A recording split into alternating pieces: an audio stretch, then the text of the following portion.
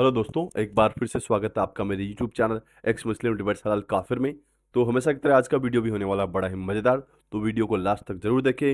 Video को like share subscribe करना ना भूलें। सीधे चलते हैं वीडियो में और मैं मिलता हूँ आप लोग से वीडियो के लास्ट में। एक्स मुस्लिम हाफिज कारी मोहम्मद साहब, आपका बहुत बहुत इस्तकबाल है। साहिल भाई, thank you so much. Sorry, मुझे थोड़ी देर पहले पता चला था कि आज मैं अपनी जिंदगी की दास्तान शेयर कर सकता हूं, तो इस वजह से कुछ मुझे मेरी अपॉइंटमेंट थी, उधर जरूरी जाना था, तो इस वजह से मैं 1 घंटा लेट हूं। लेकिन थैंक कोई यू सो मुश्किल मच नहीं कारी आपने साहब, इनवाइट किया। अभी आप कंफर्टेबल है? जी जी बिल्कुल, मैं कंफर्टेबल हूँ। ओके कारी साहब, हमने कुछ चीजें देखी थी आपके ताल्लुक से, लेकिन हम आज खुल के जानना चाहते हैं कि मामला आपके साथ क्या रहा है, क्या तकलीफें गुजरी है। उससे पहले मैं आपसे जानना चाहूंगा कि यानी जब आप पाकिस्तान में थे और आपकी पैदाइश हुई मुसलमान घराने में, तो क्या माहौल रहा है, क्या तालीमात आपकी रही है, कितना सीरियसली आपने इस्लाम को लिया था, क्या कोर्स आपने किया है, क्या मदरसे में आप पढ़े हैं, क्या कुछ मामला रहा, जरा हमको और जितने हमारे सुनने वाले हैं सबको बताइएगा। फिर हम आपकी जो नेक्स्ट फेज है इस्लाम छोड़ने का, और उसके बाद क्या क्या तकलीफें आपको झेलनी पड़ी आपको और आपके घर वालों को, वो भी हम जानेंगे। लेकिन सबसे पहले आपका इस्लामी जो सफर है वो कैसा रहा? जी साहिल भाई, थैंक यू सो मच। देखिए, पाकिस्तान तो एक मुस्लिम कंट्री है, वहां में पैदा हुआ। जैसे ही मैंने होश संभालने से पहले, जब 3-4 साल का था, तो क्योंकि मेरे वालिद और मेरे दादा सारे वो एक बहुत अच्छे नमाजी थे, इस्लाम की प्रैक्टिस करते थे, 5 वक्त नमाजें पढ़ते थे, और मुझे भी उन्होंने जैसे दूसरे बहन भाइयों को मस्जिद में भेजना, लेके जाना, नमाज पढ़ना सिखाया। तो ये होता था कि जब तकरीबन 5-6 साल का हो गया, थोड़ी सी समझ आ गई कि मस्जिद की तरह नमाज का वक्त हो गया या कुछ इस तरह की। तो ऐसे होता था कि अगर मैं या हमारे फैमिली में से, बहन भाइयों में से कोई भी एक नमाज भी छूट जाती थी किसी की, तो माँ जो थी वो रात को खाना नहीं देती थी। या रात की नमाज छूट गई या इशा की नमाज छूट गया, तो वो कहती थी ठीक है, अगर आपने नमाज छोड़ दिया तो सुबह का खाना आपको नहीं मिलेगा। ठीक है, कि इतना स्ट्रिक्ट था हमारे घर में इस्लाम को प्रैक्टिस करना। तो बचपन से ही मैं एक बहुत रेडिकल मुस्लिम घराने में पैदा हुआ। प्राइमरी तक मैंने पास किया पाकिस्तान में, और बहुत अच्छे, उस वक्त पाकिस्तान में जो प्राइमरी पास की थी वो भी एक अव्वल पोजीशन थी। तो इसी वजह से मेरे जो पेरेंट्स थे उन्होंने कहा ठीक है, हम अपने बेटे को जो है वो एक मदरसे में भेज देते हैं। तो पाकिस्तान का एक बहुत फेमस मदरसा है जहाँ पर मुझे वो उन्होंने भेजा गया। उस वक्त मेरी उम्र थी 9 साल। उधर भेजा कि मैं कुरान को हिफ्ज करूँ। तो 9 साल की उम्र में मैंने 2 दफा कुरान मजीद को नाजरा मैं पढ़ चुका था और खत्म कर चुका था। 9 साल में ही? काफी कम एज होती है कारी साहब। यार अभी मैं 9 साल के बच्चे को देखता हूँ तो मैं एक ट्रामाटाइज हो जाता हूँ कि ये तो उम्र मेरी खेलने कूदने की थी। तो मुझे मदरसे में भेजा गया। ठीक है, और उस वक्त क्योंकि बचपन से ही तकरीबन 5-6 साल की उम्र में आपको वो इससे पहले ही मस्जिद में भेजते हैं, तो नाजरा पढ़ना शुरू हो जाते हैं। तो मैंने 9 साल की उम्र में 2 दफा कुरान खत्म किया था नाजरा, और फिर मैं 9 साल की उम्र में प्राइमरी पास करने के बाद जो था वो मदरसे में चला गया। तो वहां पर मैंने जो है हिफ्ज शुरू किया। मैंने नूरानी कायदे से शुरू किया क्योंकि वो एक तलफ़्फ़ुज़ के साथ पढ़ाते हैं। तो फिर मदरसों में ऐसे होता है, हिफ्ज करना होता है। कई मदरसों में ऐसे होता है कि वो 30वें सिपारे से शुरू कराते हैं ना आपको, कि पहले 30वां सिपारा छोटी सूरतें हिफ्ज करनी, फिर 30वें सिपारा को हिफ्ज करने के बाद फिर वो पहले सिपारे से शुरू होते हैं। तो इस तरीके से मैंने भी उस मदरसे में शुरू किया। देखने में ऐसे था कि मदरसा है, इस्लाम है, कारी साहब के माथे पे मेहराब है, पीर साहब के माथे पे मेहराब है, सर पे टोपी पहनी हुई है। लेकिन जब वहां पर गया, मदरसे का माहौल देखा, तो मुझे नहीं पता कि मुझे शॉक लगा उस वक्त, या क्योंकि बचगाना ज़हन था, बहुत बचपना था। 9 साल की उम्र में आप क्या कर सकते हैं, कुछ भी नहीं। तो एक तो था कि अल्लाह की रहमत होती है, कुरान पढ़ा जाता है, तो वो मैंने शुरू किया। ये एक उसकी एक साइड थी कि कुरान को शुरू करना। तकरीबन मैंने 3.5 साल में कुरान को मुकम्मल हिफ्ज कर लिया, और मुझे पहला जो दस्तार बंदी कहते हैं, पगड़ी पहनाई गई। तो मैंने 3.5 साल, इतने अरसे में मैंने मुकम्मल कुरान को जो है हिफ्ज कर लिया। और इसके दौरान फिर बात ये थी कि मुझे हिफ्ज तो कर लिया था, लेकिन मुझे कारी बनना था या अल्लामा बनना था, कारी और अल्लामा बनना था। क्योंकि जिस कुरान को मैंने पढ़ लिया था उसको मैं चाहता था कि मैं उसको तर्जमे के साथ पढूं, ताकि मैं दीन की, इस्लाम की बेहतर तरीके से जो है वो खिदमत कर सकूं। तो मैंने दरस निज़ामी शुरू किया उसी मदरसा में। اور اسی دوران پہلے سال میں جب میں گیا اور وہاں پر مجھے قرات کا کورس بھی کرنے کا شرف حاصل ہوا اور میں نے قرات کیا اور قاری بھی بن گیا، اور پھر آگے میں نے درس نظامی شروع کی. اور اس دوران جب میں نے قرآن شریف کو پڑھا، پتہ نہیں قرآن مجید کہوں یا قرآن شریف اس وقت کی بات کرتا ہوں میں، تو میں نے جب پیغمبر اسلام کی زندگی کے بارے میں پڑھا یا آپ کے صحابہ کرام کی زندگی کے بارے میں پڑھا یا اولیاء اللہ کے بارے میں پڑھا یا جتنے بھی اسلام کے فیمس لیڈر ہیں ان کے بارے میں پڑھا، ان کی زندگی کے بارے میں پڑھا، تو دیکھا کہ ہر بندہ، ہر مسلمان گڑ گڑا کے رو رہا ہے. جو اسلام کو سمجھتے ہیں، جو بھی اسلام کے ہیرو تھے، ہر بندہ، ہر مسلمان جو ہے وہ داستانیں اٹھا کے دیکھ لیں کہ وہ گڑ گڑا رہے ہیں، رو رہے ہیں، نمازیں بھی پڑھتے ہیں، روزے بھی رکھتے ہیں، حج بھی کرتے ہیں، زکوٰۃ بھی دیتے ہیں، پھر بھی رو رہے ہیں. وہ کس لیے؟ کیونکہ گناہوں کی معافی نہیں ہے اسلام میں. صغیرہ گناہ تو آپ کے معاف ہو جاتے ہیں، لیکن کبیرہ گناہ جو ہے وہ کبھی معاف نہیں ہوتے. یا شرک ہو گیا یا بدعت ہو گئی، لیکن آپ جانے انجانے میں بھی گناہ کر بیٹھتے ہیں. ٹھیک ہے، آپ کو پتا ہے کہ بہت سارے گناہ کی ایک بہت بڑی ڈیفینیشن ہے اسلام میں کہ عورتوں کو کس طرح دیکھنا، چلنا کس طرح. اگر آپ ٹوائلٹ میں اچھے طریقے اسلامی طریقے سے نہیں بیٹھے یا گئے تو یہ بھی ایک گناہ ہے. ٹھیک ہے، کپڑے آپ نے اچھے طریقے سے نہیں پہنے تو یہ بھی ایک گناہ ہے. ٹھیک ہے، اگر آپ صحیح طریقے سے سوئے نہیں تو یہ بھی ایک گناہ ہے. آپ کس طرف ٹانگیں کی ہوئی ہیں، کس طرف ہاتھ کیے ہوئے ہیں، ہر چیز کا جو ہے ایک اسلام جو ہے وہ گائیڈ لائن دیتا ہے کہ آپ نے صرف یہی طریقہ جو کرنا ہے، اگر نہیں کریں گے تو گناہ ہوگا. تو میں بھی روتا تھا اور مجھے جہنم کا بہت زیادہ خوف تھا. مدرسے میں جو میرے ساتھ ہوا اس عمر میں ابھی تک اس چیز کے لیے ٹراماٹائز ہوں.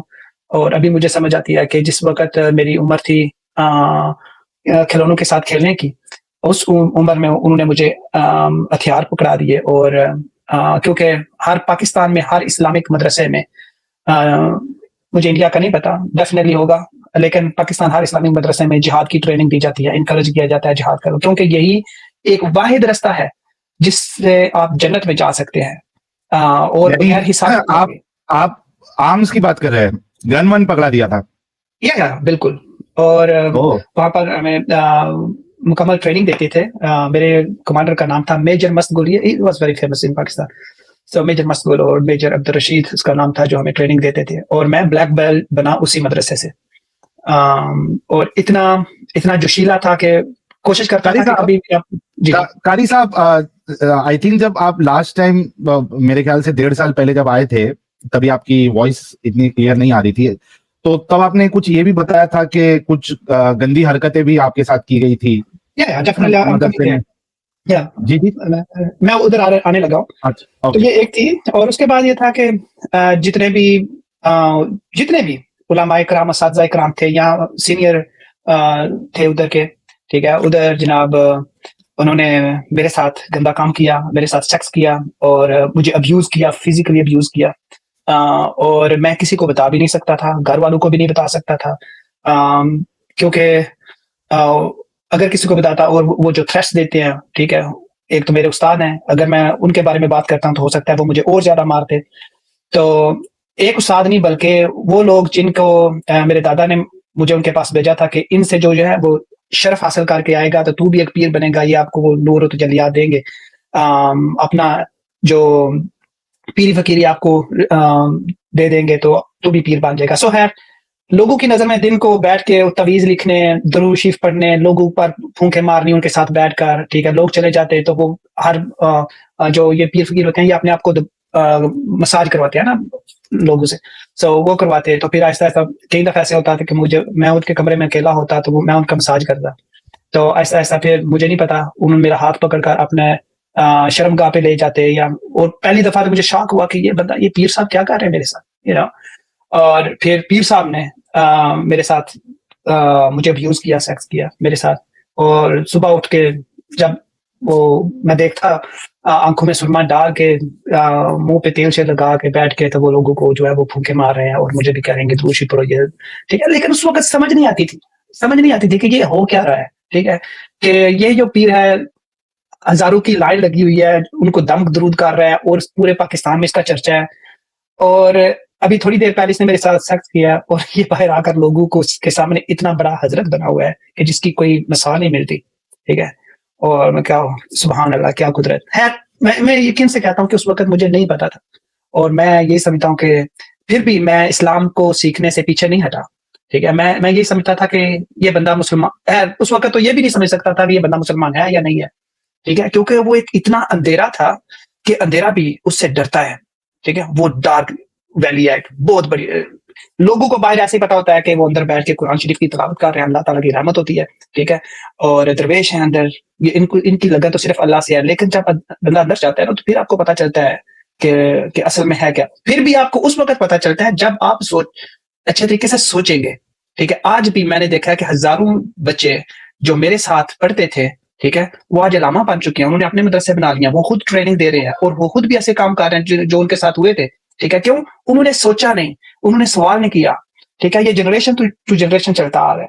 سو ڈیفینیٹلی وہ مجھے کافی دفعہ ابیوز کیا, ہر استاد نے ابیوز کیا, اور ہر پیر ادھر کے ناظمی والا نے مجھے ابیوز کیا. گھر میں بھی نہیں بتا سکتا, کسی کو بھی نہیں بتا سکتا, کیونکہ اگر بتاتا تو وہ پاکستان میں ہمارے کلچر میں ایسے ہے نا, شیم ناگر کلچر ہے ہمارا, اور وہ ایک وہ جو ہے میڈل آپ کے گلے میں لٹکا دیتے ہیں کہ یہ گانڈو ہے. ٹھیک ہے, کہ حالانکہ میں ابیوز ہوا تھا تو, لیکن ہمارا کلچر ہے نا کہ اگر کسی نے کسی کو ابیوز بھی کیا تو وہ اس پر لعنت کرتے ہیں. ٹھیک ہے, اور یا کہتے ہیں یہ اس کا بیٹا گانڈو ہے, یا اگر آپ بڑے بھی ہو جاتے ہو تو کہیں گے کہ یہ اگر میرے بیٹا ہوتا ہے تو وہ کہتے ہیں یہ اس گانڈو کا بیٹا ہے. سمجھے کہ مرنے تک آپ کا وہ میڈل جو ہے وہ آپ کے گلے سے نہیں اترتا جیسے وہ ہمارے کلچر میں ہوتا ہے.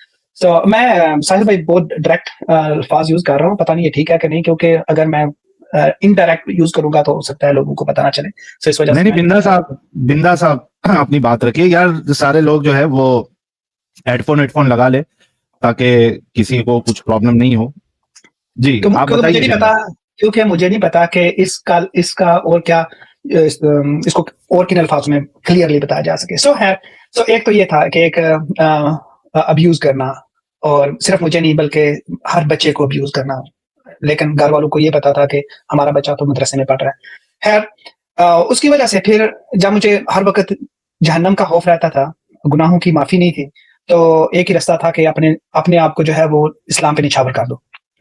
پھر میں نے جہاں ٹریننگ شروع کی اسے مدرسے میں, اور میں نے ہر روز کئی دفعہ ایسے ہوتا تھا کہ میں وہ جو اسلحہ دیتے تھے وہ اپنے جسم پہ باندھ کے سجدے میں چلا جاتا عصر کی نماز کے بعد, اور کئی دفعہ ایسے ہوتا کہ مغرب تک میں سجدے میں رہتا اور گڑ گڑا کے رو کے دعائیں کرتا اور کہتا کہ یا اللہ مجھے ایک چانس دے دے کہ میں جاؤں جہاد کروں اور تمام دنیا کے کافروں کو ختم کروں اور اسلام کا پرچم اس دنیا سے بلند کروں. ٹھیک ہے, یہ میری خواہش تھی, کیونکہ میرے ساتھ کتنے میرے دوست آئے جنہوں نے میرے ساتھ ٹریننگ شروع کی, وہ چلے گئے. وہ جب آتے تھے, جب ان کا مشن ہوتا تھا جانے کے لیے, وہ ہماری کلاس ٹریننگ میں آتے اور ان پر پھولوں کی پتیاں نشاور کی جاتی ہیں اور کہتے کہ یہ ہمارا بھائی جو ہے یہ تو ابھی تھوڑی دیر بعد یا تھوڑے عرصے بعد یہ تو جنت میں حوروں کے ساتھ چھل چھلاتے جام پی رہا ہوگا نا. حور مقصورات فی الخیام, سورہ رحمان جو ایک پیراڈائز دکھاتی ہے. تو کئی دفعہ میں روتا اور میں کہتا کہ یہ میرا بھائی تو جا رہا ہے, یہ تو جنت میں چلا جائے گا, میں ابھی تک اس ڈرٹی دنیا میں ہوں, اس گندی دنیا میں رہ رہا ہوں. تو دوسرا دن آتا ٹریننگ میں جاتا تو پھر وہی سیڈنس اپنے دل میں لے کر کے, اور یہ ہوتا تھا کہ یا اللہ میں اتنا ہی انکلین ہوں, اتنا ہی گندا ہوں تیری نظر میں کہ تو مجھے کوئی چانس نہیں دیتا کہ میں جا کر جہاد کروں تیری راہ میں. ٹھیک ہے, کیونکہ اگر آپ اتنے فیتھفل نہیں ہیں, آپ کا ایمان کمزور ہے, تو بھی اللہ تعالیٰ آپ کو جہاد کے لیے نہیں چن سکتا. آپ کو بہت اسٹرانگ ہونا پڑتا ہے. ٹھیک ہے, اور آپ کا 100% جو ہے وہ فیتھ اسلام پر ہو, تبھی آپ کو موقع ملتا ہے.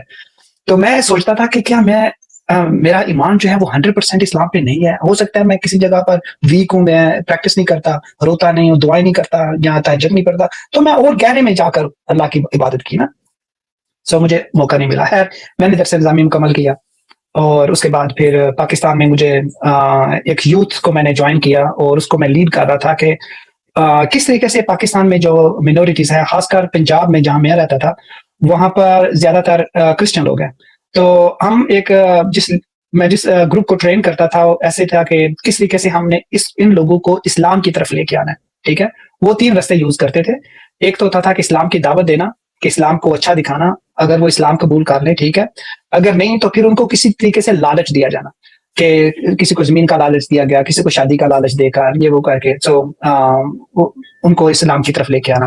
یا تیسرا ہوتا تھا کہ کس طریقے سے ان کو جو ہے پرسیکیوٹ کرنا ہے, اگر پھر بھی وہ ریجیکٹ کرتے اسلام کو, ٹھیک ہے, اور کس طریقے سے ان پر کوئی توہین رسالت لگا کے, توہین مذہب لگا کے, یا توہین قرآن لگا کے, تو ان پر 295 295 سی لگا کر پاکستان میں جو توہین مذہب ہے اس کی سزا موت ہے, تو ان کو جو ہے وہ جیل میں ڈالنا ہے.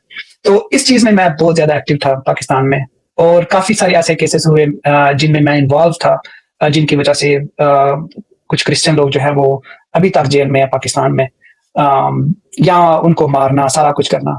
تو جب مجھے میرے جو کمانڈر تھے انہوں نے دیکھا, یا میرے ناظمی اعلیٰ مجھے دیکھتے تھے ڈیورنگ جہاد ٹریننگ, تو انہوں نے کہا, میرا جوش اور جذبہ دیکھ کر مجھے کہتے ہیں کہ رضا جو ہے یہ شیر پاکستان ہے.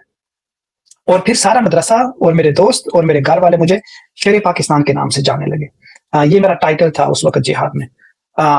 تو پھر 2005 میں مجھے بھیجا گیا, یورپ کے لیے چنا گیا کہ میں یورپ کی کنٹری میں جاؤں جہاں جا کر اسلام کی تبلیغ کروں, کیونکہ اسلامی ویژن ہے 2030 میں کہ 2030 تک 40% جنریشن جو ہے وہ یورپ میں, امریکہ, آسٹریلیا, کینیڈا میں 40% generation compare to Christianity will be مسلم.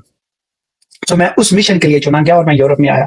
2005 میں نے یورپ کے ایک بہت فیمس شہر میں مسجد بنائی.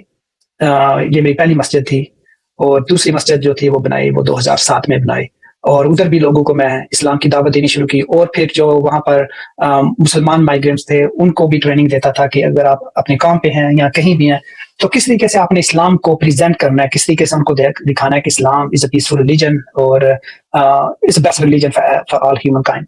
سو یہ میرا فوکس تھا ادھر. لیکن یہ جو 2 مسجدیں بنائی ہیں وہ مسجدیں ابھی بھی ادھر ہیں, ابھی بھی جاری ہیں.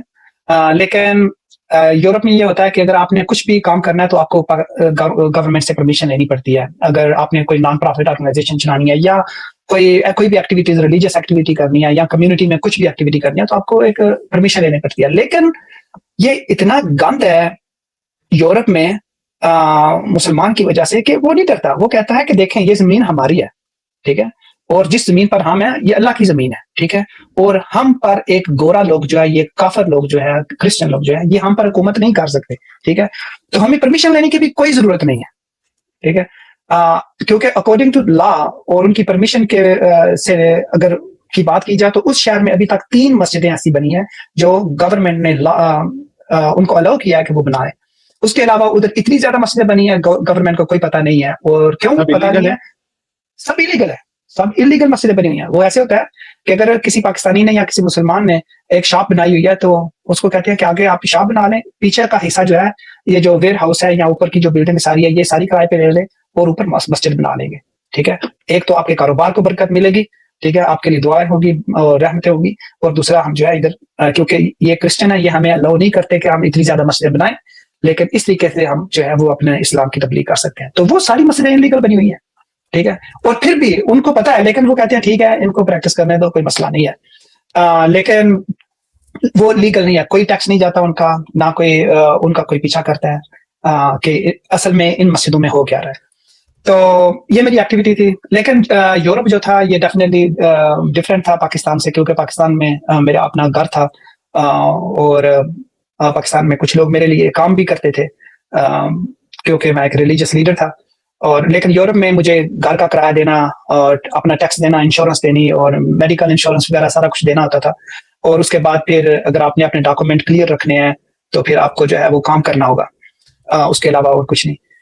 تو مجھے کام کی ضرورت پڑی. مجھے کام کے لیے جو میرے دوست تھے انہوں نے ایک کام تلاش کیا, لیکن مسئلہ یہ تھا کہ وہ جو تھے وہ کرسچن تھے. تو میں ساری زندگی کرسچن سے نفرت کرتا تھا, اور یہودیوں سے اور ہندو سے یا انڈین سے کہہ لو, چاہے وہ جو بھی ہو. تو لیکن جتنی بھی وہ جہاں پہ میں وہ کام کرنے گیا تو میں نے ان سے پہلے بات کی. میں نے ان کو بتایا کہ میں ایک امام ہوں, حافظ اور قاری ہوں. ان کو بتایا کہ کیا ہے, کیونکہ وہاں پر میرے دوست کام کرتے تھے. تو انہوں نے ان کو کہا کہ میں یہاں پر کام کرنا چاہتا ہوں, لیکن جب بھی میری نماز کا ٹائم ہوگا مجھے نماز کے لیے جانا ہوگا. تو انہوں نے کہا کوئی مسئلہ نہیں, آپ کام بھی کریں اور جب آپ نماز پڑھنے کے لیے جانا ہوگا چلے جایا کریں. انہوں نے پھر مجھے ایک جگہ بھی دی اپنی جہاں پہ میں کام کرتا تھا, اور انہوں نے کہا کہ یہاں پر آپ نماز پڑھ لیا کریں. اور میں نے وہاں اپنا جائے نماز جو ہے وہ بچھایا اور نماز پڑھنی شروع کی.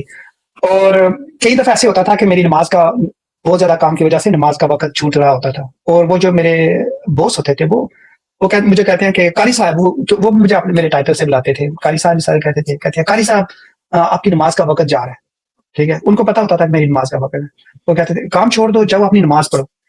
تو اور کئی دفعہ میں نماز پڑھنے جاتا ہوں، مجھے کہتے ہیں قاری صاحب ہمارے لیے بھی دعا کرنا یار، اور ہمارے بزنس کے لیے بھی دعا کرنا، آپ اللہ سے دعا کرتے ہیں. تو میں نے کہا ٹھیک ہے میں دعا کروں گا. لیکن بات یہ ہے کہ آپ کو پتا ہے کہ نماز میں آپ قرآن پڑھتے ہیں، سورہ فاتحہ پڑھتے ہیں، اس کے بعد کوئی سورت پڑھتے ہیں. تو بہت 99% مسلمان ایسے ہیں جو پہلے تو ان کو قرآن پڑھنا ہی نہیں آتا، اگر ان کو آتا ہے تو ان کو ترجمہ نہیں آتا کہ وہ پڑھ کیا رہا ہے، الحمدللہ کا ترجمہ نہیں آتا ان کو، اور ان کو پتہ نہیں کہ سورت میں وہ کیا پڑھ رہے ہیں. تو وہ مجھے کہتے ہیں کہ ہمارے لیے دعا کرنا. ہو جب میں قرآن میں نماز میں جا کر قرآن پڑھتا تھا، قرآن کہتا ہے ملعونین اینما ثقفوا وقتلوا تقتیلا، ٹھیک ہے، کہ جہاں بھی یہ ددکارے ہوئے پکڑے جائیں ان کی گردنیں تن سے جدا کر دو. ایک بہت سخت الفاظ ہے یہ، ٹھیک ہے، کہ وہ مجھے کہہ رہے ہیں نماز کے لیے جگہ دے رہے ہیں اور مجھے کہہ رہے ہیں کہ نماز پڑھو، اور میں ان کے لیے نماز میں دعا کر رہا ہوں. اللہ مجھے کہہ رہا ہے کہ یہ ابھی تمہارے ہاتھ لگ چکے ہیں، ٹھیک ہے، ان کو اسلام کی دعوت اگر نہیں مانتے تو ان کی گردنیں تن سے جدا کر دو، ٹھیک ہے. میں ایک دفعہ واپس آتا نماز سے پڑھ کے، تو مجھے کہتے کہ قاری صاحب آپ نے ہمارے لیے دعا کی. میں کہتا ہاں دعا کی آپ کے لیے، اللہ تعالیٰ اپنے فرشتوں کو بھیجے گا اور تمام یہود و نصارہ کو ختم کرے گا، ہندو کو ختم کرے گا اور اسلام کا بول بالا ہو جائے گا. سو یہی میرے ایک وش تھی نا. اسی طرح میں بڑا پڑا ہوا، لیکن بات یہ تھی کہ یہ زندگی میں پہلی دفعہ ایسے ہوا کہ میں ایک باکس سے باہر آیا، پاکستان سے باہر آیا، اور میں نے آ کے باہر کی دنیا دیکھی. میرے لیے کیا تھا، ایک اگر دنیا میں ویسٹرن کنٹری میں اگر وہ مسلمان نہیں ہیں تو وہ سارے کرسچن ہیں، ٹھیک ہے. انڈیا میں سارے ہندو ہیں، جاپان چائنا میں چلے جائیں وہاں پر سارے بدھا اور بدھا ہے یا دوسرے خداؤں کو مانتے ہیں. لیکن میرے لیے ویسٹرن کنٹری کرسچن کنٹری تھی، اور میرے لیے یہی تھا کہ اگر وہ مسلمان نہیں ہیں تو وہ سارے کرسچن ہیں. اور کرسچینٹی یا گورا لوگ میرے لیے کیا تھا، ایک جو ہمیں ٹریننگ میں بھی وہ جب وہ کئی دفعہ تصویریں دکھاتے تھے، ایک گورے لوگ کیا کرتے ہیں، وہ ہر وقت سور کھاتے ہیں، سور کا گوشت کھاتے ہیں، ٹھیک ہے، جو کہ اسلام میں ولحم الخنزیر وما اہل لغیر اللہ. سو یہ ایک بہت بڑا گناہ ہے اسلام میں، تو خنزیر کا نام بھی لینا اسلام میں بہت بڑا گناہ ہے. سو یہ گورا لوگ ہوتا ہے جو خنزیر کا گوشت کھاتا ہے. یا گورا لوگ وہ ہوتے ہیں جو ہر وقت ڈرنک ہوتے ہیں، الکوہل پیتے ہیں اور وڈکا پیتے ہیں، اور وہ ہر وقت ڈرنک ہوتے ہیں، یا وہ سیکس کرتے ہیں. اب یورپ میں چلے جاؤ، سرے عام سیکس ہو رہا ہے، سڑکوں پہ سیکس ہو رہا ہے، ادھر ہو رہا ہے ادھر ہو رہا ہے، کہ ہر وقت سیکس کی باتیں، کہ ایسے ہوتا ہے کیونکہ وہ مسلمان نہیں ہے، ٹھیک ہے. لیکن جب میں ادھر آیا یورپ میں آ کے دیکھا تو میری جرت نہیں تھی کہ کسی کی طرف آنکھ بھی اٹھا کر دیکھ سکوں، ٹھیک ہے. اور یہ لوگ یہ میرا فرسٹ ایکسپیرینس تھا کسی غیر مسلم کے ساتھ، ٹھیک ہے. میں نے ہمیشہ مسلمانوں کو دیکھا تھا، مسلمانوں کو وہ بھی پریکٹیکل مسلم جو میرے ساتھ زنا کرتے تھے. جب میں ایک غیر مسلم کی کنٹری میں آیا تو انہوں نے مجھے رہنے کے لیے اپنے جیسے حقوق دیے، اور میرے پریکٹس کرنے کے لیے نماز کی جگہ دی، اور انہوں نے کہا کہ آپ کے حقوق بھی ایسے ہیں جیسے ہمارے ہیں. میں کئی دفعہ وہ میرے لیے کھانا لے کے آتے تو وہ مجھے اسپیشل کہتے کہ قاری صاحب یہ حلال کھانا ہے آپ کے لیے، ٹھیک ہے. اور پیاس لگتی تو وہ کہتے ہیں کہ ہمارے یہاں کے کافر بھی ایسی ہے قاری صاحب، ہمارے یہاں کے کافر بھی ایسی ہے، اور سب جگہ کے کافر ایسی ہوتے ہیں جو سوچتے ہیں کہ یار مسلمان ہے، ان کے کچھ اصول ہے تو ان کو جو ہے نا تکلیف نہیں پہنچے، ان کو ان کے حساب سے چیزیں دی جائے، ان کے لیے کی جائے. یعنی آپ دیکھیے کہ جب میں آفس میں کام کرتا تھا، روزہ ہم رکھتے تھے، تو جو ہمارے غیر مسلم دوست تھے، کولیگ تھے، وہ لوگ ہمارے بازو اگر وہ ہوتے تو نہ کچھ کھاتے نہ پیتے، یہ سوچ کے کہ یار یہ بازو ہمارا جو بیٹھا ہے ساتھ میں یہ بھوکا ہے، اس کو اچھا نہیں لگے گا اگر ہم کھائیں گے پیئیں گے. تو وہ تو سارے کافروں کے دل، یعنی اکثر آپ لے لیجئے اکا دکا چھوڑ کے، وہ تو سوچتے ہیں کہ یار یہ انسان ہے اور انسانیت ہوتی ہے اور وہ ان کا خیال رکھتے ہیں. لیکن بدلے میں قرآن ان کو کیا سیکھ دیتا ہے؟ ان سے دوستی مت کرو، ان کے ساتھ سخت رہو. تو جی آپ بتائیے. تو وہ آپ کے بارے میں سوچتے تھے وہ سوچتے تھے. جب بھی میری رمضان، جیسے آپ کہہ رہے ہیں، رمضان کا وقت آتا تو وہ میرے لیے اسپیشل کھانا پیک کروا کے مجھے دیتے کہ یہ آپ کے لیے کھانا ہے، آپ سارا دن بھوکے رہے ہیں، ٹھیک ہے، اور یہ کھائیں. میں ان کو دکھاتا تھا اسلام کیسے، میں ان کو دکھاتا تھا کہ میں نے جب پانی پینا ہے تو میں زمین پر بیٹھ کر پانی پیتا ہوں، اور میں 3 گونٹ لگا کر پانی پیتا ہوں، ٹھیک ہے، کہ یہ سنت ہے. اس سے انسانیت کو کیا فائدہ ہے، ٹھیک ہے. میں پانی دائیں ہاتھ سے پیتا ہوں، انسان سے اس کا انسان کو کیا فائدہ ہے، ٹھیک ہے. یا میں عورتوں کی طرف نہیں دیکھتا، میں نیچے نگاہ کر کے بات کرتا ہوں، ٹھیک ہے. اور وہ جو ویسٹرن لوگ تھے, وہ جو میری دوست تھی, وہ مجھے کہتی ہے کہ جب تو نیچے نگاہ کر کے بات کرتا ہے تو مجھے ایسا لگتا ہے کہ تیرے دل میں کوئی چور ہے, ٹھیک ہے. تو میں کہتا ہوں نہیں, ہمارے نبی نے ایسے بتایا ہے کہ کہتی ہے نہیں, ادھر اگر آپ آنکھوں میں آنکھیں ڈال کے بات نہیں کرتے تو اس کا مطلب ہے کہ آپ جھوٹے ہیں, ٹھیک ہے, آپ مکار ہیں, ٹھیک ہے. کلیئرلی وہ کہتی ہے کہ مجھے آپ سے کوئی مسئلہ نہیں ہے, اگر تو مین ہے, انسان ہے, بندہ ہے, تو میں ایک عورت ہوں, تو مجھے آپ سے کیا مسئلہ ہے, اگر آپ میری آنکھوں میں آنکھیں ڈال کے بات بھی کرو گے تو مجھے کوئی مسئلہ نہیں ہے, ٹھیک ہے. تو ہمارے کلچر میں ایسے ہوتا تھا, لیکن یہ تھا کہ وہ ایک سچے تھے, وہ میرے لیے حلال کھانا لے کے آتے تھے, اور ہمیں میرے کام ختم کرنے سے پہلے وہ میرے ہاتھ میں میرے پیسے پکڑا دیتے تھے اور کہتے تھے قاری صاحب thank you so much, you did great job. اور یقین جانیں کہ رات کو میں عشاء کی نماز پڑھتا تھا, نماز کے بعد دعا کرتا, تو میری یہ عادت تھی کہ اپنا ایک جنرل لکھتا تھا سارا دن میں نے کیا کیا, کتنا درود پڑھا, یہ وہ کیا. تو میں جب لکھتا تھا تو آج سارا دن میں نے کس کو دعوت دی, کیا ہوا. تو ایک دفعہ ایسے شروع ہو گیا کہ ان کا جو ایکشن تھا, ٹھیک ہے, وہ کافروں کا ایکشن جو تھا وہ لاؤڈر دین مائی پرے تھا, ٹھیک ہے. وہ اوپر آنا شروع ہو گیا. ہر وقت میں نے سوال شروع کیے, کیونکہ یہ ببل سے باہر آنے کے بعد, دنیا کو دیکھنے کے بعد, میں پہلے تو یہی تھا کہ کافر جو ہے وہ ہر وقت سور کھاتا ہے, سیکس کرتا ہے, الکوہل پیتا ہے. لیکن جب میں کافروں میں رہنے لگا, ٹھیک ہے, اور کافر جو ہے وہ اسلام کا دشمن ہے اور مسلمان سے دشمنی کرتا ہے, لیکن جب میں ادھر آ کے دیکھنا شروع کیا, ٹھیک ہے, وہ تو مجھے اتنا پیار کرتے تھے, اپنے ساتھ بٹھا کر کھانا کھلاتے تھے, حالانکہ میرے دل میں ان کے لیے اس وقت بھی نفرت ہوتی تھی جب وہ مجھے سرو کر رہے ہوتے تھے, ٹھیک ہے. کیوں؟ یہ کافر لوگ ہیں. سو یہ ہوتا تھا 2008 میں پاکستان میں ایک پاکستانی کرسچن ولیج تھا, گوجرا, وہ پورے گاؤں کا گاؤں ہی مسلمانوں نے جلا دیا. اس وقت میں ادھر تھا, میں گریس کی بات کر رہا ہوں, تو میں نے دیکھا, خبروں میں بھی دیکھا, تو مجھے پتا چل گیا کہ کس نے کیا ہے, کیونکہ I was involved that time in Pakistan, تو مجھے پتا تھا کہ یہ کون کروا رہا ہے. حالانکہ پاکستانی گورنمنٹ کو بھی ہو سکتا ہے کہ نہ پتا ہو, انہوں نے جس آئی گئی کر دی. یہ بہت بڑا ایشو بنا تھا پاکستان میں انٹرنیشنل لیول پہ. تو میں نے اس وقت سوال شروع کیا کہ ہم کیوں ان لوگوں کو مارتے ہیں. دیکھو ہم ایک کرسچن کنٹری میں رہتے ہیں اور وہ ہمارے ساتھ ایسے نہیں کرتے جس طریقے سے ہم کرسچنوں کے ساتھ پاکستان میں کرتے ہیں, ٹھیک ہے. تو میں نے اپنے وہ نمازی جو تھے, اپنی جو گیدرنگ تھی یا اپنے جو لیڈرشپ تھی ادھر, ان سے بات شروع کی, سوال شروع کی. میں نے کہا کہ اگر ہم چاہیں تو ان سے بات کر سکتے ہیں, کیسے نہیں, کسی کو سختی کے ساتھ اسلام کی دعوت نہیں دے سکتے. دیکھیں ہمیں سختی کے ساتھ کرسچینٹی کی دعوت نہیں دے رہے. سو یہ تھا. اور اس کے بعد 2009 میں جو ایک بہت بڑا واقعہ پیش ہوا, ایک عورت تھی, مسیح کرسچن عورت تھی, بیچاری بہت غریب تھی, اس کے 5 چھوٹے چھوٹے بچے تھے, وہ بھی اپائج, اور وہ ایک گاؤں میں کام کرتی تھی, فال سے توڑتی تھی. اور ایک دن اس کو پیاس لگی اور اس نے ایک گلاس پانی کا پیا, اور ایک مسلم عورت نے آ کے اس کو کہا کہ تو نے اس گلاس کو کیوں چھوا ہے, ٹھیک ہے, کیونکہ یہ تو مسلمانوں کے لیے ہے. تو اس پر توہین مذہب کا, توہین رسالت کا کیس بنا کر اس کو 295 کے تحت اس کو جیل میں بند کر دیا گیا. چھوٹے چھوٹے بچے, وہ تو صبح نکلی تھی بیچاری, آسیہ بی بی اس کا نام ہوتا ہے.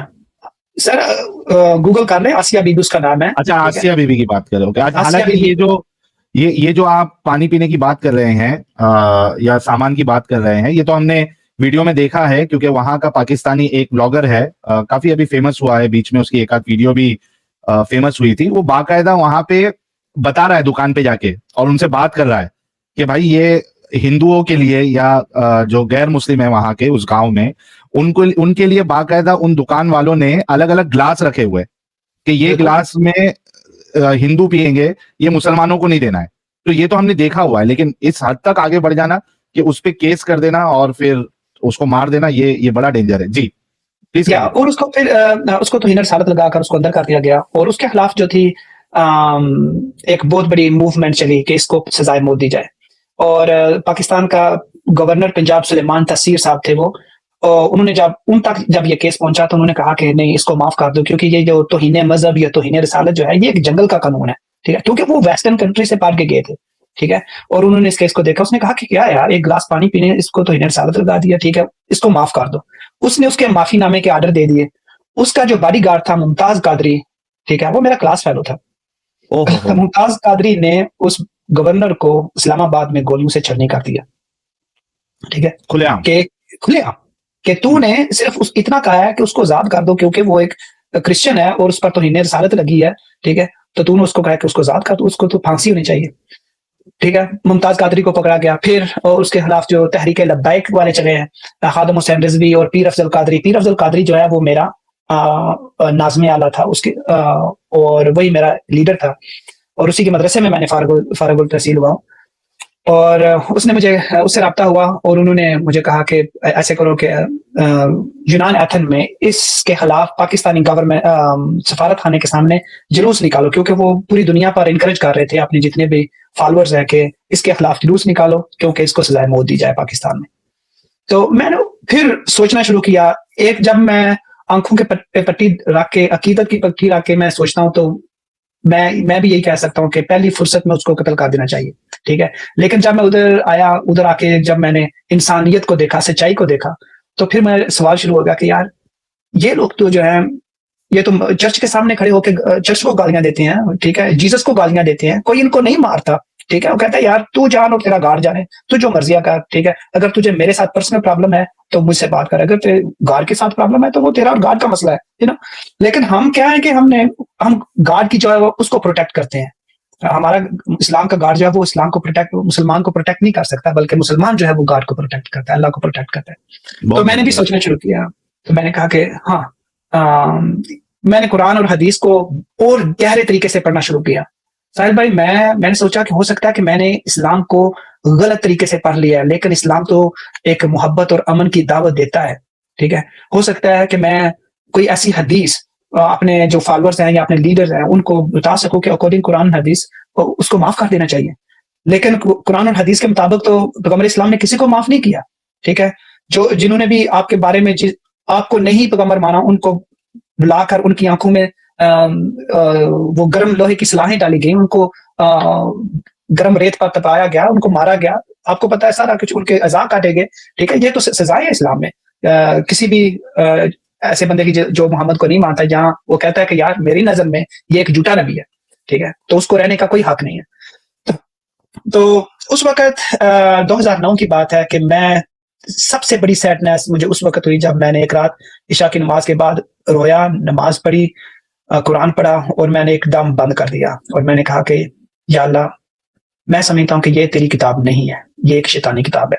کیوں؟ میں شروع سے بچپن سے لے کر 3-4 سال کا تھا جب میں نے مسجد جانا شروع کیا, قرآن پڑھنا شروع کیا, don't touch, don't eat, don't drink, don't do this, don't do that, practising Islam from my childhood. But کیا ہے, ان دی اینڈ میرے اندر کسی کے لیے محبت نہیں ہے. میرے اندر صرف اور صرف سنی بریلوی قادری کے لیے محبت ہے. وہ بھی اس قادری کے لیے محبت ہے جو میرے پیر صاحب کو مانے گا. جو دوسرے پیر صاحب کو مانے گا, چاہے وہ نقش بندی ہو یا کوئی اور ہو, سہرورتی ہو, وہ میرے پیر خانے کا نہیں ہے. تو اس کا مطلب ہے کہ مجھے ڈاؤٹ ہے کہ وہ بھی جنت میں جائے گا یا نہیں جائے گا, ٹھیک ہے. وہ بھی میرا دشمن ہے ایک قسم کا. سو صرف میرے لیے, کسی کے لیے, میرے دل میں کسی کے لیے, صرف مسلمان کے علاوہ کسی کے دل کے لیے جو ہے, کسی کے لیے محبت نہیں تھی, محبت کا پیغام ہی نہیں, کیونکہ بچپن سے سیکھا ہی نہیں, قرآن نے سکھایا ہی نہیں. میں تو صرف یہ نہیں ہے کہ میں نے ہزاروں کتابیں پڑھی ہیں اور میں ڈاؤٹ میں تھا کہ پتہ نہیں کون سی کتاب کیا کہتی ہے. میں نے تو صرف ایک کتاب پڑھی تھی اور اس کو ہی سمجھا تھا ساری زندگی, اور اس میں ہی مجھے محبت نہیں ملی. اور اگر ملی ہے تو صرف کچھ مسلمانوں کے لیے ہے, باقی سارے مسلمانوں کے لیے بھی نہیں ہے. کیونکہ پاکستان میں شیعوں کے خلاف جہاد کرتا رہا ہوں, دیوبندیوں کے خلاف جہاد کرتا ہوں, وہابیوں کے خلاف جہاد کرتا رہا ہوں, اور احمدیوں کے خلاف جہاد کرتا رہا ہوں, ٹھیک ہے. میری نظر میں تو وہ بھی مسلمان نہیں تھے. تو یہ کہاں سے ملا؟ یہ کسی سائنس سے نہیں ملا, نہ میتھمیٹکس تو وہاں پڑھائی نہیں جاتی. یہ سب کچھ قرآن اور حدیث سے اور پیغمبر اسلام کی زندگی سے اور ان کے فالوورز جو تھے ان کی زندگی سے ملا. تو میں نے اس رات کو قرآن بند کیا, اور یہ میرا پہلی دفعہ چیلنج تھا اللہ کو. میں نے کہا کہ اگر یہ کتاب تیری کتاب ہے, اگر تو اللہ ہے, تو آ اور مجھ سے بات کر, تب میں اس قرآن کو فالو کروں گا. میں اپنے آپ کو ختم کرنا چاہتا تھا, میں خودکشی کرنا چاہتا تھا. میں باہر گیا, کیونکہ میں ساری زندگی ادھر یورپ میں یہی کہتا تھا کہ اگر آپ نے الکوہل پیا ہے, شراب پیا ہے, تو حرام ہے, اللہ تعالیٰ آپ کو مار دے گا, ٹھیک ہے, عذاب دے گا. یا آپ نے ڈرگس لیا ہے تو اللہ تعالیٰ آپ کو مار دے گا. میں نے ساحل بھائی پہلی بار زندگی میں الکوہل کو ہاتھ لگایا اس رات, باہر آیا جا کے, اب میں نے پہلی بیئر لی اور ساتھ روتا جا رہا ہوں, اور میں بیئر پیتا جا رہا ہوں, اور مجھے پتا بھی نہیں ہے کہ الکوہل کو پینا کیسے ہے. میں اس کو ایسے پی رہا ہوں جیسے پیپسی کا کین کو پیتے ہیں, تو کیونکہ پہلی دفعہ تھا, تھوڑی سی بیٹر تھی, لیکن میں پیتا گیا اور مجھے نہیں پتا کہ کس طرح نشہ ہوتا ہے. روتا گیا, اپنے آپ کو اس رات کو میں ختم کرنا چاہتا تھا.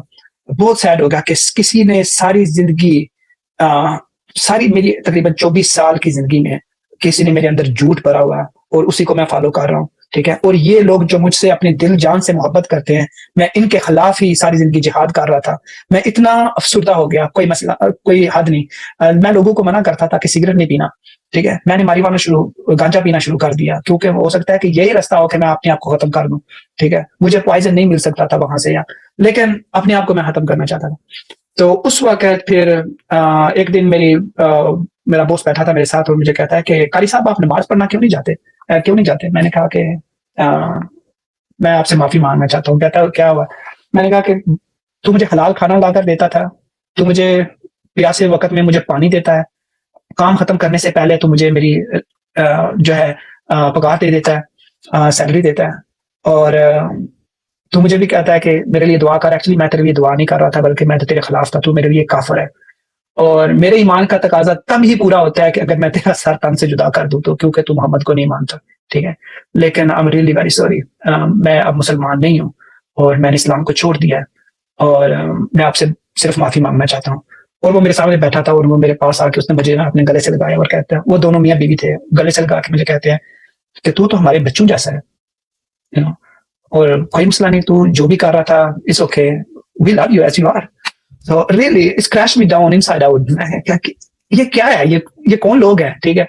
तो ये वक्त था जब मैंने इस्लाम को छोड़ा, लेकिन मेरे पास कहीं जाने का कोई रास्ता नहीं था। और फिर मैंने 2010 में अपनी रिजाइन किया अपने मिशन को, जो मैं किसी को नहीं पता था कि मैं उस वक्त मैं क्रिश्चियन हो गया था उधर यूनान में, और किसी को नहीं पता था कि मैं क्रिश्चियन हो गया, और पाकिस्तान चला गया। वहां पर मैंने शादी की मेरी कजन के साथ। उस वक्त भी किसी को नहीं पता था कि मैं, उस वक्त भी बड़ी बड़ी दाढ़ी थी मेरी। और फिर पाकिस्तान को मैंने अंडरग्राउंड जो था चर्च जाना शुरू किया, वो भी MBBS चर्च जो होते हैं, मुस्लिम बैकग्राउंड बिलीवर्स।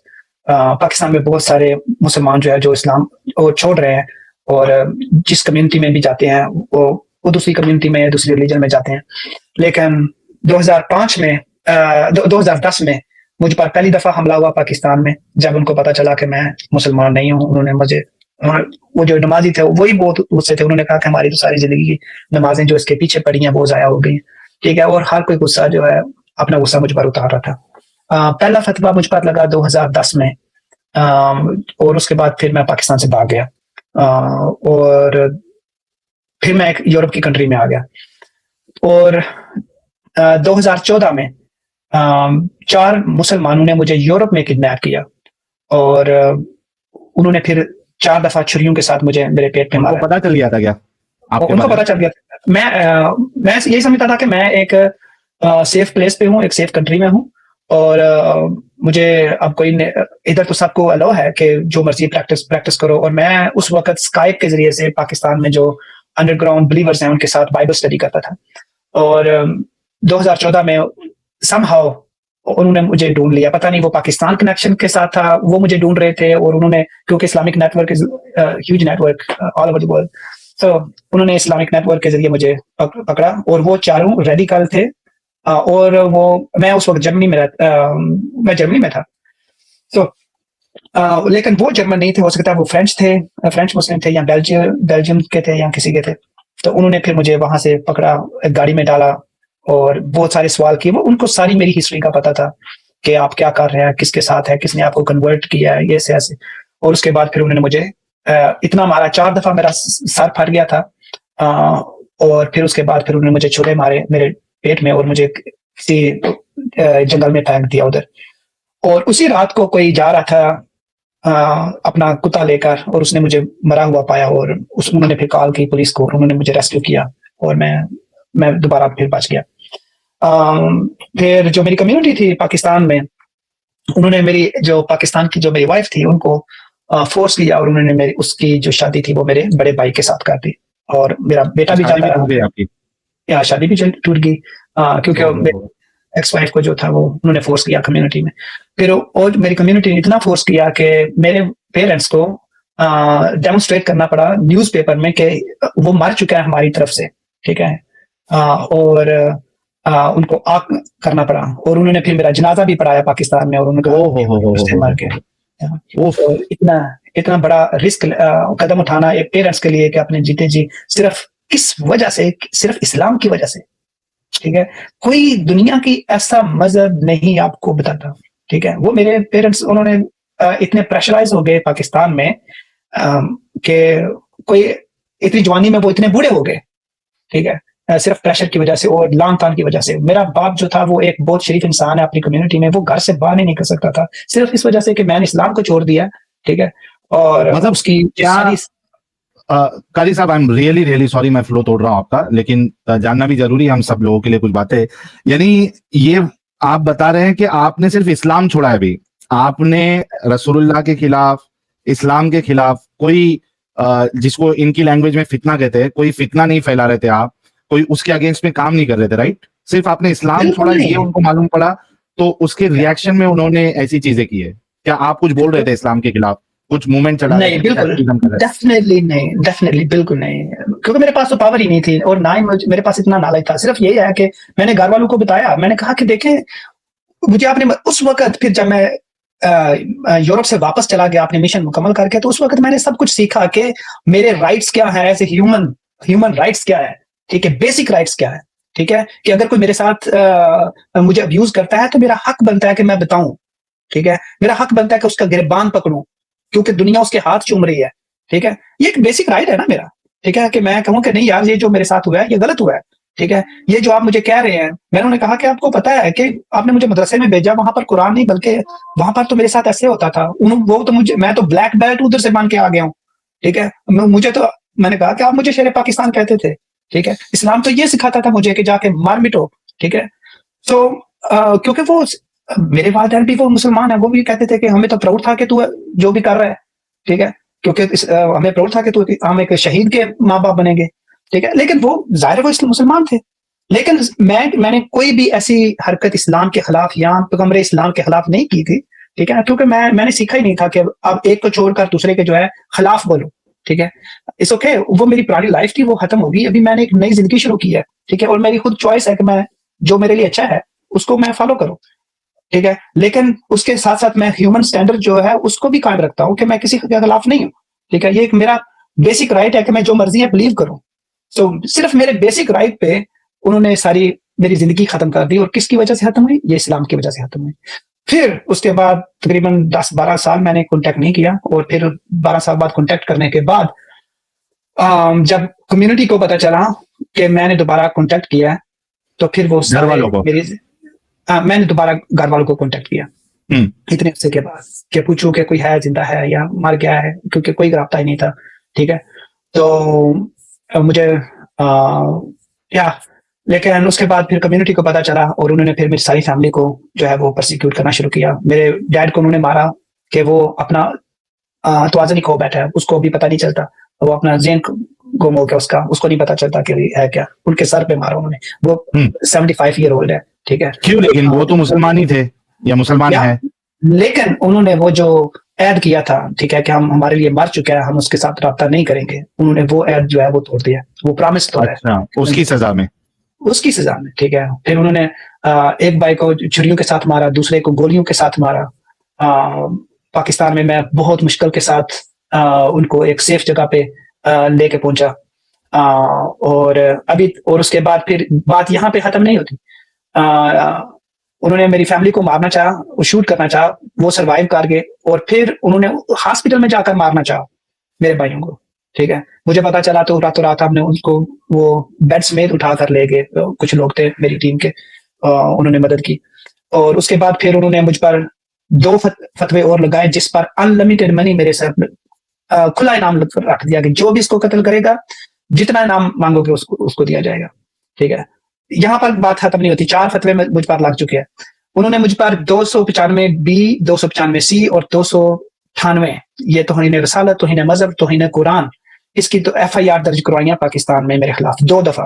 اور اس میں انہوں نے کہا کیا ہے کہ پہلی FIR میں کہ میں سویڈن میں جو قرآن جلا ہے اس میں میرا ہاتھ ہے, اور وہ میرا پلان تھا. ٹھیک ہے. کہ سویڈن میں جو بندہ عراقی ایکس مسلم جو تھا جس نے قرآن جلایا, وہ میرا پلان تھا اور اس میں میرا ہاتھ ہے. ایک چیز یہ ہے. دوسری چیز یہ ہے کہ میں ایک پاکستان میں اس پہلی FIR میں دوسرا جو مجھ پر الزام لگایا کہ میں قرآن کو جلاتا ہوں, اور پاکستان میں ہزاروں لوگوں کو اسلام سے باہر لے کے آتا ہوں اور ان کو ایکس مسلم بناتا ہوں. یہ تھا دوسرا ریزن. اور اس کے بعد دوسری بار جو ایف آئی آر ہوئی ہے میرے خلاف 295 بی اور سی اور 298 کے تحت, وہ یہ تھی کہ میں آدم سیکر ہوں, اور میں ایکس مسلم آدم سیکر اور ساحل کا چینل چلاتا ہوں. ٹھیک ہے, آپ نے ایف آئی آر میں دیکھا ہوگا. ٹھیک ہے, اور وہ جو آپ نے پروگرام کیا تھا کہ 10 لاکھ سے زیادہ پاکستانی مسلمان جو ہے وہ اسلام چھوڑ چکے ہیں, انہوں نے کہا کہ یہی بندہ ہے جو 10 لاکھ سے زیادہ مسلمانوں کو کنورٹ کر رہا ہے پاکستان میں. ٹھیک ہے, اور یہ حال فی الحال کی بات ہے جو آپ کے اوپر ایف آئی آر ہوئی ہے. ایف آئی آر ہوئی, اور اس پر ایف آئی آر ہوئی ہے میرے اوپر. ٹھیک ہے, اور اس کے بعد یہاں پہ پھر بات ختم نہیں ہوتی. ابھی پاکستان میں بہت سارے شہروں میں جلسے جلوس ہو رہے ہیں میرے خلاف, اور بھی ایک میں نے انٹرویو دیکھا تھا وہ پارلیمنٹ کے سامنے, اسلام آباد پارلیمنٹ ہاؤس کے سامنے, جو وہ مولوی انٹرویو میں کہہ رہا تھا, ایک فیس بک پہ اس نے چڑھایا ہوا تھا انٹرویو. اس نے کہا کہ اس بندے پر 37 ایف آئی آر درج ہو چکی ہیں, رجسٹر ہو چکی ہیں, اور جس میں سائبر کرائم اور ایف آئی اے فیڈرل انویسٹیگیشن ایجنسی ان کے جو آفس ہیں وہاں پر بھی یہ 37 ایف آئی آر درج ہو چکی ہیں. ٹھیک ہے, کہ ایف آئی آر جو ہے 295 سی کی وہ ایک ہی کافی ہوتی ہے, میں تو سمجھتا ہوں. ٹھیک ہے, انہوں نے 37 میرے خلاف کروائی ہیں. لیکن بات یہ ہے کہ دیکھ رہے ہیں, اگر ہم کہتے ہیں کہ میں ابھی بھی ان کے لیے اچھی وشز رکھتا ہوں, کہ میں وش کرتا ہوں کہ وہ اپنے آپ اصلیت کو جانے, سچائی کو جانے, اور سچائی ان کو آزاد کرے گی, کیونکہ وہ جکڑے ہوئے ہیں ایک شیطانی شکنجے میں. وہ شیطان کیا ہے وہ آپ کے سامنے ہے. ٹھیک ہے, تو میں کسی بھی مسلمان کے خلاف نہیں ہوں. یہ ایک میرا پرسنل میٹر ہے, میں جو مرضی بلیو کروں, چاہے میں اللہ کو مانوں, بھگوان کو مانوں, کرسچینٹی کو مانوں, یہ میرا پرسنل بلیو ہے. کسی کو کوئی حق نہیں ہے کہ مجھے کہے کہ کس کو بلیو کرتے ہوں. تو سب سے پہلے میں ایک ہیومن بنتا ہوں اور اس کی قدر کرتا ہوں, اور یہی میرا سب سے بڑا جو گناہ ہے وہ یہی ہے کہ میں نے اسلام کو چھوڑا, اور اس کی سزا ابھی تک ساری زندگی مجھے مل رہی ہے. اور ویڈیوز بھی دیکھ سکتے ہیں جو آپ کے خلاف جو نعرے بازی اور باقاعدہ آپ کے لیے جو ہے وہ مانگ کی گئی الگ الگ جگہ پہ جا کے. ایک مولوی ہے وہ بالکل آپ کے پیچھے پڑا ہوا ہے کہ یار اس کو کسی طریقے سے پاکستان میں لایا جائے اور اس کو قتل کیا جائے. کیا وہ ہم دیکھ سکتے ہیں؟ امت صاحب کے پاس ہے ویڈیو. امت صاحب وہ ویڈیو ذرا 2-3 ویڈیو جو ہے وہ دکھائیے تاکہ وہ ریکارڈ پہ بھی آ جائے باقاعدہ ان کے نام کے ساتھ. اچھا, جس کو لگ رہا ہے کہ یہ کچھ مومن حضرات جو ہے وہ حقیقت کو برداشت نہیں کر سکتے, وہ مومن حضرات کمنٹ کر رہے ہیں کہ بھائی فیک رہا ہے, فیک سٹوری ہے, تو باقاعدہ ان کے نام کے ساتھ فوٹو کے ساتھ پاکستان میں ایک پورا تحریک چلائی جا رہی ہے کہ اس کو کسی طریقے سے لایا جائے پاکستان میں اور اس کو قتل کیا جائے توہین رسالت میں. دیکھ لیتے ہیں ہم. میں اسلام آباد پریس کلب کے باہر موجود ہوں, جہاں ایک طرف تو تحریک انصاف کے جو ورکرز ہیں وہ مبینہ دھاندلی جو انتخابات میں ہوئے اس میں سراپا احتجاج ہیں, اور دوسری جانب ہمارے فرقہ اہل سنت کے کچھ رہنما ہیں وہ بھی سراپا احتجاج ہیں. آئیے ان سے بات کرتے ہیں. جی بتائیے گا کہ آپ کے کیا مطالبات ہیں, آپ کا احتجاج کی کرنا یہاں پر یہ بیٹھے ہیں؟ جی بسم اللہ الرحمن الرحیم. میں مفتی عبدالرحمان نعیمی آپ سے مخاطب ہوں. ہم یہاں سے گجرات سے ہم یہاں پہ ہے وہ حاضر ہوئے ہیں نیشنل پریس کلب کے سامنے اس غرض و غائب کے ساتھ. یہ جو تصویر آپ کو نظر آ رہی ہے یہ رضا نامی ملعون مرتد, یہ گجرات کا رہنے والا شخص ہے, اس وقت جرمنی کے اندر ہے. اس نے ایکس مسلم کے نام سے ایک تنظیم بنا رکھی ہے جس کے اندر یہ لوگوں کو قرآن جلانے کی ترغیب دیتا ہے. اس کے اوپر جو ہے وہ گجرات میں اور بہاول نگر کے اندر 2 توہین رسالت کی ایف آئی آر بھی درج ہو چکی ہیں 295 سی کے تحت. اور ہم جو ہے وہ گجرات کے اندر ڈی پی او سے ملے, آر پی او سے ملے, سی پی او آفس کے اندر گئے, سائبر کرائم کے اندر گئے, ایف آئی اے کے اندر گئے.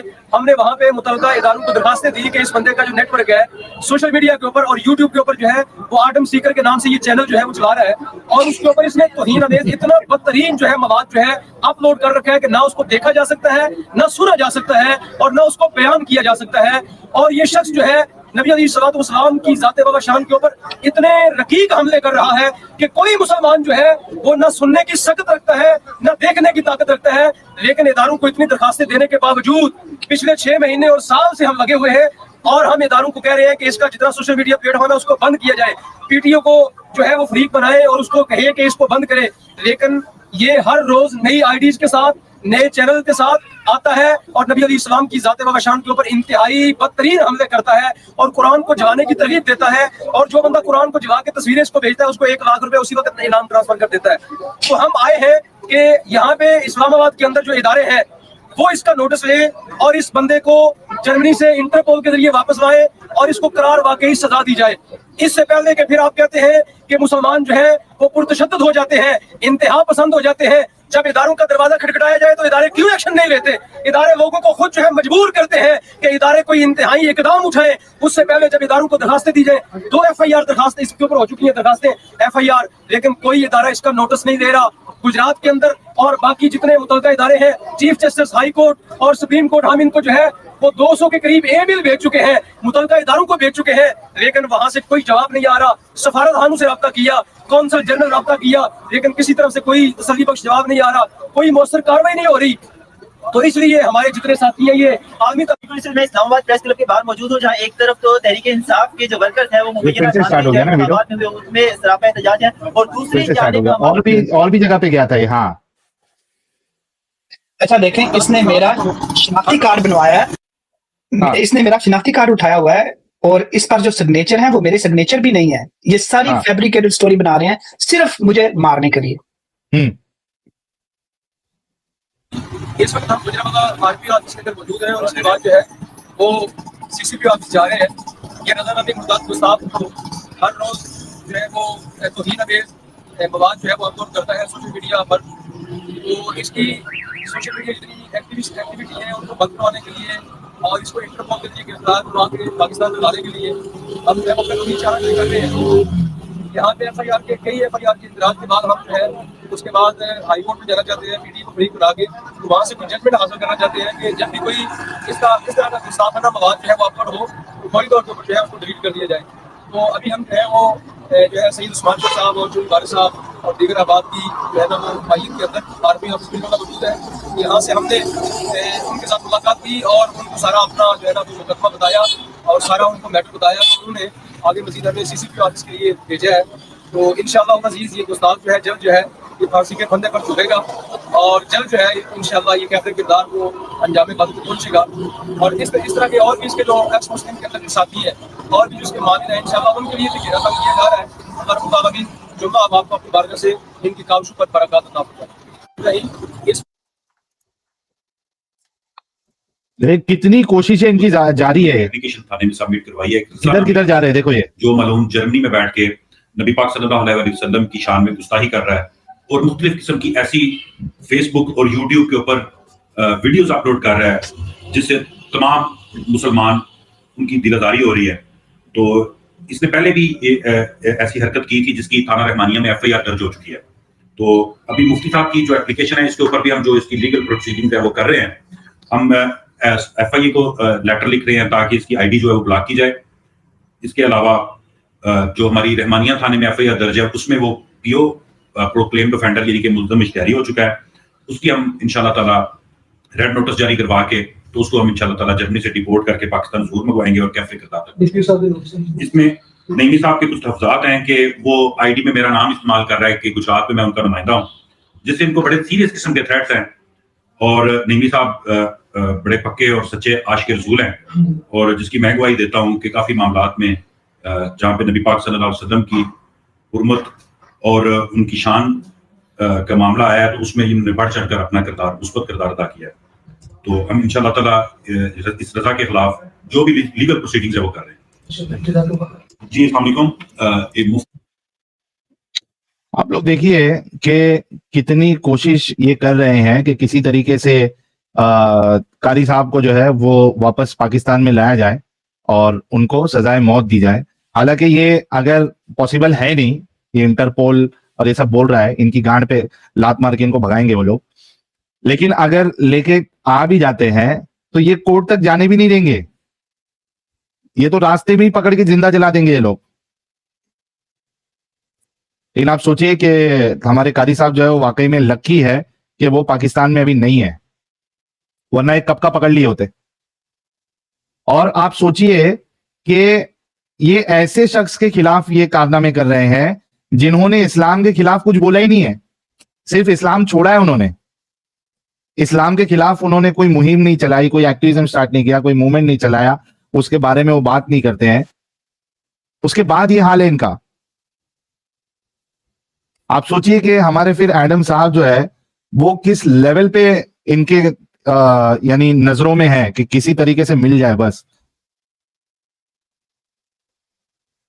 जी, न्यूज में भी चला है। हाँ? हाँ, ये एक वीडियो और है, अभी भेजा है कारी साहब ने, मैं हाँ, चलाता चलो। हूँ इसको भी। हाँ, पहले इसको स्क्रीन छोटा कर लेते हैं। कहाँ गया? ये ले लेते हैं यहाँ पे। आ गया। जो है वो मुहिम शुरू कर सकती है, खुसूसन नबी करीम सल्लल्लाहु तआला अलैहि वसल्लम के बारे में, आपकी अज़वाज मुतहहरात के बारे में, मुक़द्दस है जो इस्लाम के, और बाकी इसने जो खुसूसी तौर पर कुरान हकीम की तो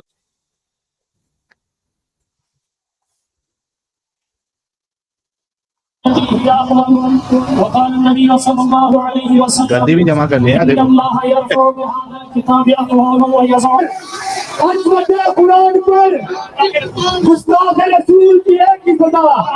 तन से जुदा, सर, तन से जुदा। ये शख्स है और ये आज का जर्मनी के अंदर मुकीम है और ये नबी करीम अलैहिस्सलाम की शदीद गुस्ताखियां कर रहा है।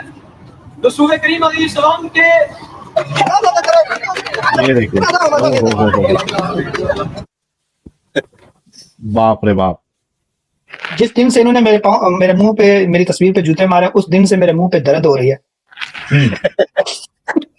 अच्छा कारी साहब, यार आप पूरी दुनिया में कुरान जलाने वाले को 1 लाख रुपया देते हो? यार लोग तो मुफ्त में जला रहे हैं पैसे देकर के। यार मुझे समझ नहीं आती। देखें, 2014 से जब से मुझ पर अटैक हुआ था, मैं किडनैप हुआ था, मुझ पर और मैं एक सोसाइटी में और एक ऐसी सिक्योरिटी में रहता हूं कि मैं कोई भी सोशल मीडिया यूज नहीं कर सकता। ठीक है, मेरे पास जितनी भी डिवाइसेस हैं वो ऑलरेडी कंट्रोल होती रहती हैं। ठीक है, अगर कोई मुझ पर अटैक करता है या मैं किसी को ऐसा नोट लिखता हूं ताकि मुझे थ्रेट्स मिलते हैं। सो ऑनेस्टली मेरा कोई सोशल प्लेटफॉर्म नहीं है। हाँ, डेफिनेटली मैं आपके प्लेटफॉर्म पे आता हूँ, सुनता हूँ। ठीक है, 1-2 दफा साहिल भाई आपके चैनल पे मुझे मौका मिला कुछ कहने का, लेकिन मैं इस्लाम के खिलाफ नहीं बोलता। मैंने किसी को नहीं कहा कि तस्वीरें कुरान जलाओ। उन्होंने मेरा शनाख्ती कार्ड खुद अपने नाम से खुद से दस्तखत कर लिए। उन्होंने खुद अपने मेरे नाम की फेसबुक आईडी बनाकर गूगल से पिक्चर उठाकर, मेरी गूगल पर पिक्चर्स थी, वो पिक्चर उठाकर उन्होंने मेरे नाम की आईडी बनाई होगी है वो। लेकिन मैं बिल्कुल नहीं करता ऐसा, क्योंकि मुझे मेरी सिक्योरिटी अलाउ नहीं करती। जी, आई होप कारी साहब कि आप एकदम सेफ जगह पे है और इन कुत्तों के हाथ में आप कभी नहीं लगेंगे। यार इनका अल्लाह भी नहीं इधर तक पहुंच सकता। ठीक है, उसको भी लाइन में लगना पड़ेगा। फिर जबरदस्त हो गया कि ये आप तक पहुंच नहीं सकते। बहुत ज्यादा अपना ख्याल रखिएगा कारी साहब अपनी आइडेंटिटी को लेके, और बिल्कुल भी किसी पे भी आप भरोसा नहीं करिएगा, क्योंकि जिस तरीके से हमने इनका हाल देखा है, तो ये जैसे कि एडम साहब भी कह रहे हैं कि तस्वीर का ये हाल अगर ये लोग कर रहे हैं, तो अगर आप हाथ लग गए तो फिर क्या ही करेंगे। तो सेफ रहिएगा।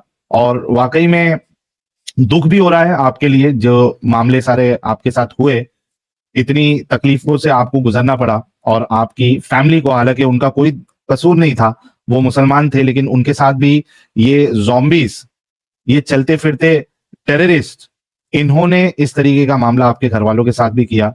बहुत ज्यादा दुख हुआ हम सबको सुन के, लेकिन खुशी इस बात की भी है कि आप इस कल्ट से बाहर निकले, वरना आप अगर उसी सोच के साथ होते तो आप कई सारे लोगों को, कई सारे मासूम लोगों को आप मार चुके होते, जैसे कि दूसरे मोमिन हजरात, दूसरे जो सच्चे इस्लाम को फॉलो करने वाले लोग करते हैं और हम देखते रहते हैं। तो खुशी भी है इस बात की कि आप इस कल से बाहर निकले, और ये खुशी भी है कि आप पाकिस्तान में नहीं है और सेफ है। तो ये हमारे लिए बहुत बड़ी बात है।